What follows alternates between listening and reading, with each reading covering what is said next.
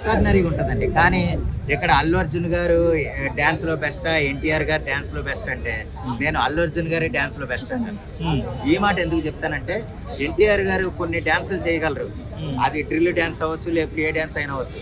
కానీ ఆ డ్యాన్స్ అల్లు అర్జున్ గారు అవలీలగా చేయగలరు. కానీ అల్లు అర్జున్ గారు చేయగలిగే డ్యాన్స్ మాత్రం ఎన్టీఆర్ గారు చేయలేరు. ఇది మాత్రం నేను ఖచ్చితంగా చెప్పగలను. కొంచెం ఇలా అలాగా ఏంటంటే ఏది ఏమైనా సరే ఎవరు బెస్ట్ డాన్సర్ అంటే ఆయన ఫామ్ లో ఆయన, ఈయన ఫామ్ లో ఈయన ఉంటారు. కొన్ని ఎక్స్ట్రాడినరీ చేయగలిగితే ఆయన కొన్ని ఎక్స్ట్రాడినరీ చేయగలరు. అదే విధంగా అది పక్కన పెడితే కనుక ఇద్దరు ఒకే ఫ్రేమ్ లో ఉండి ఇప్పుడు ఎన్టీఆర్ గారు రామ్ చరణ్ కలిసి ట్రిపుల్ ఆర్ లో చేశారు. ట్రిపుల్ ఆర్ లో చేసినప్పుడు వాళ్ళిద్దరికి ఎంత గొప్ప పేరు వచ్చిందో మనం ప్రత్యేకంగా చెప్పనవసరం లేదు. అదే విధంగా ఇప్పుడు అల్లు అర్జున్ గారు ఎన్టీఆర్ గారు కూడా చేయడం కూడా ఎంతో గొప్ప పేరు వస్తుంది. వాళ్ళిద్దరికి ఇంకా మంచి పేరు వస్తుంది.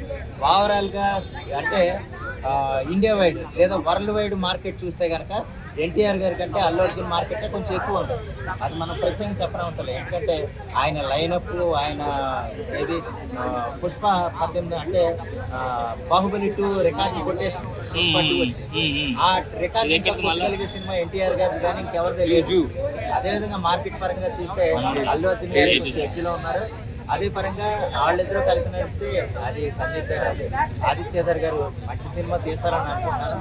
ఆ లైనప్ వచ్చి ఆ షూటింగ్ వెళ్తే కనుక ఇండియాలో మరొక బ్లాక్ బస్టర్ పెద్ద సినిమా అవుతుంది అనేది అయితే నా